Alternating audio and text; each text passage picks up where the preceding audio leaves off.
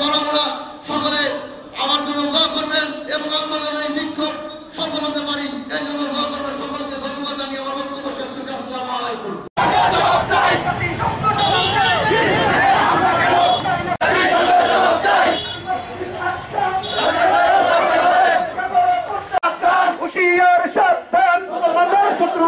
ইহুদিদের দালালের